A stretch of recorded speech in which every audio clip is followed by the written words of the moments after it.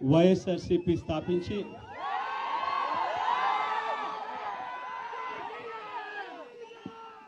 15 సంవత్సరాలు దాదాపుగా ఈ రోజుతో మొదలవుతా ఉంది.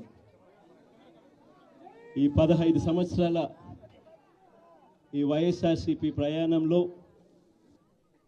మొట్టమొదటి రోజు నుంచి ఈ పార్టీ పుట్టింది కష్టాల్లో నుంచే పుట్టింది. ప్రజల కష్టాలను వైఎస్ఆర్సీపీ పార్టీ తమ కష్టాలుగా భావించి ప్రజల తరపున వాయిస్ ఆఫ్ ది వాయిస్లెస్ కింద ప్రతి అడుగులోనూ పోరాటం చేస్తూనే వస్తూ ఉంది వైఎస్ఆర్సీపీ. ఈరోజు ప్రతిపక్షంలో మనం కూర్చోవడం కొత్త కాదు. ఈ 15 ఏళ్ల మన ప్రయాణంలో 10 సంవత్సరాలు మనం ప్రతిపక్షంలోనే ఉన్నాం. దీటైన సమాధానం అధికారంలో ఉన్న వాళ్ళకు ఎప్పుడు ఇస్తూనే వచ్చాం. కళ్ళు మూసుకొని కళ్ళు తెరిచేసరికి సంవత్సరం అయిపోయింది. ఇప్పటికే మరో 3 సంవత్సరాలు 4 సంవత్సరాలలో మళ్ళీ ఈసారి వచ్చేది మళ్ళీ వైఎస్ఆర్సీపీ పార్టీనే.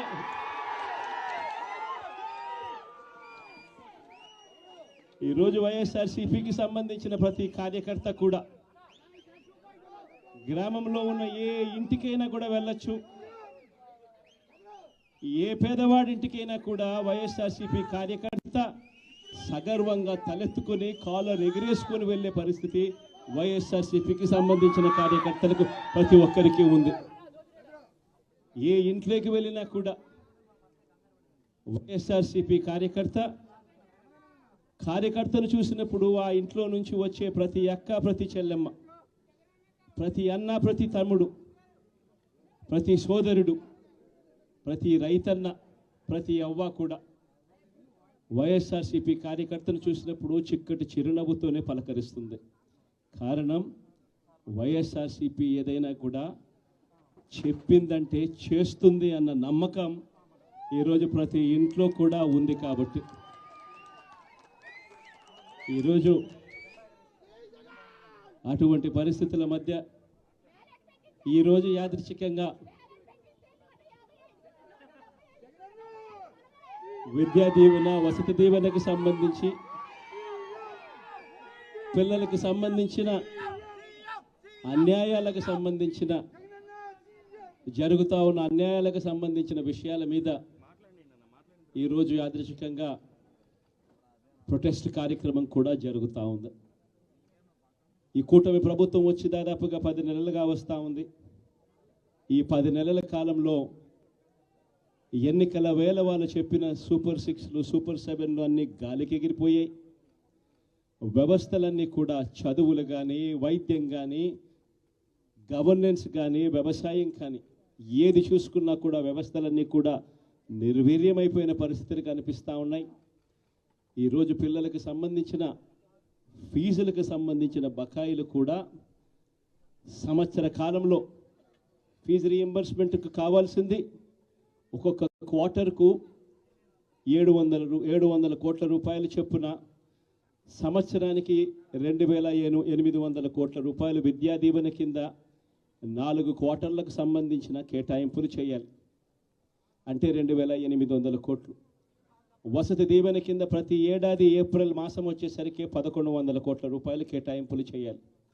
అంటే గత ఏడాది ఈ 1,100 కోట్లు, 2,800 కోట్లు ఈ రెండింటికి సంబంధించి 3,900 కోట్ల రూపాయలకు కేటాయింపులు చేసి ఖర్చు చేసి పిల్లల చదువులను ప్రోత్సహించాల్సిన పరిస్థితిలో ఈ ప్రభుత్వం చేసింది ఏమిటి అనంటే కేవలం 700 కోట్ల రూపాయలు మాత్రమే ఇచ్చి చేతులు దులుపుకున్న పరిస్థితులు. అంటే 3,200 కోట్ల రూపాయలకు సంబంధించిన బకాయిలు పెండింగ్లో పెట్టారు. అదే మాదిరిగా మళ్ళీ ఈ సంవత్సరం 2025-26కు సంబంధించిన ఈ సంవత్సరానికి సంబంధించి ముందుకు పోవడానికి ఈ సంవత్సరానికి సంబంధించిన విద్యా దీవెన కింద 4 కోట్లు, ఈ విద్యా దీవెనకు సంబంధించి ఈ 2,800 కోట్లు మళ్ళీ కావాలి. 1,100 కోట్లు వసతి దీవెన కింద కావాలి. ఇవన్నీ కూడా కలిపితే మరో 3,900 కోట్లు. సో ఆ 3,200 కోట్లు, ఈ 3,900 కోట్లు, దాదాపుగా 7,100 కోట్ల రూపాయలకు సంబంధించిన పిల్లలకు సంబంధించిన చదువులకు సంబంధించిన కేటాయింపులు చేసి చదువులను ఆదుకోవాల్సింది పోయి, పిల్లలను ఆదుకోవాల్సింది పోయి కేవలం 2,600 కోట్లు మాత్రమే కేటాయింపులు చేశామన్నట్టుగా చేసి పిల్లల చదువులతో ఆడుకుంటా ఉన్న ఈ ప్రభుత్వానికి బుద్ధి చెప్పే కార్యక్రమం పిల్లలతో పాటు, పిల్లల తల్లిదండ్రులతో పాటు కలిసి చేసే కార్యక్రమం కూడా యాదృచ్ఛికంగా ఈరోజు ప్రొటెస్ట్ కార్యక్రమం కూడా ఈరోజే కూడా జరుగుతూ ఉందని కూడా చెప్పడానికి కూడా సంతోషపడతా ఉన్నా.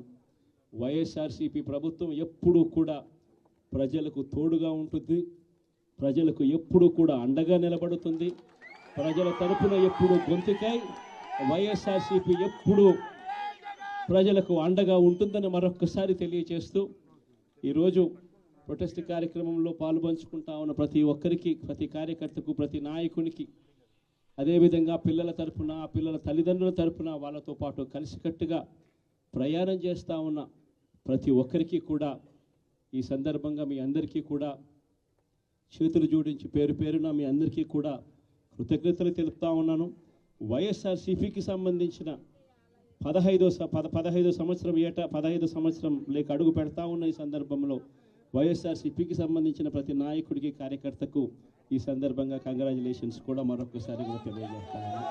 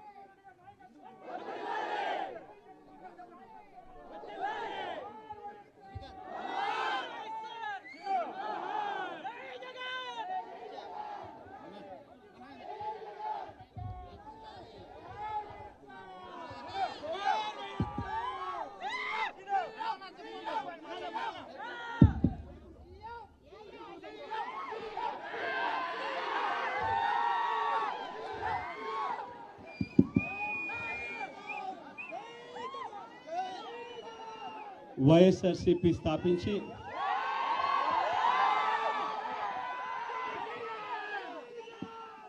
పదహైదు సంవత్సరాలు దాదాపుగా ఈ రోజుతో మొదలవుతా ఉంది.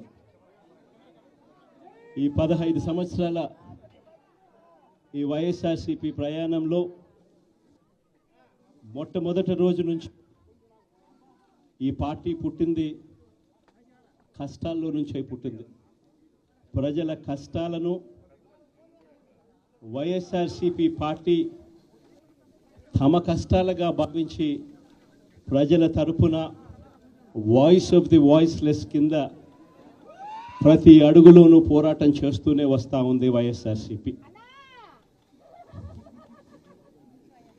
ఈరోజు ప్రతిపక్షంలో మనం కూర్చోవడం కొత్త కాదు. ఈ 15 ఏళ్ల మన ప్రయాణంలో 10 సంవత్సరాలు మనం ప్రతిపక్షంలోనే ఉన్నాం. దీటైన సమాధానం అధికారంలో ఉన్న వాళ్ళకు ఎప్పుడు ఇస్తూనే వచ్చాం. కళ్ళు మూసుకొని కళ్ళు తెరిచేసరికి సంవత్సరం అయిపోయింది. ఇప్పటికే మరో 3 సంవత్సరాలు 4 సంవత్సరాలలో మళ్ళీ ఈసారి వచ్చేది మళ్ళీ వైఎస్ఆర్సీపీ పార్టీనే.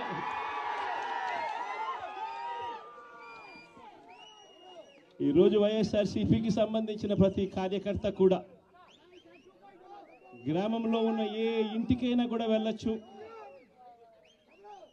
ఏ పేదవాడింటికైనా కూడా వైఎస్ఆర్సీపీ కార్యకర్త సగర్వంగా తలెత్తుకొని కాలర్ ఎగిరేసుకొని వెళ్ళే పరిస్థితి వైఎస్ఆర్సీపీకి సంబంధించిన కార్యకర్తలకు ప్రతి ఒక్కరికి ఉంది.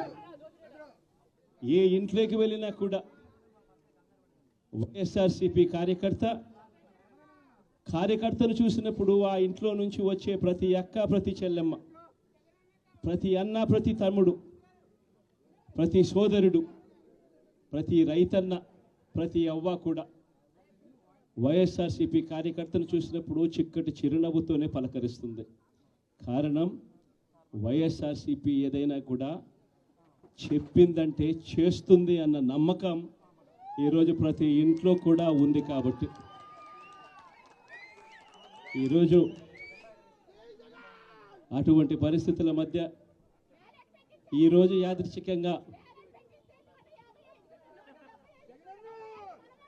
విద్యా దీవెన, వసతి దీవెనకు సంబంధించి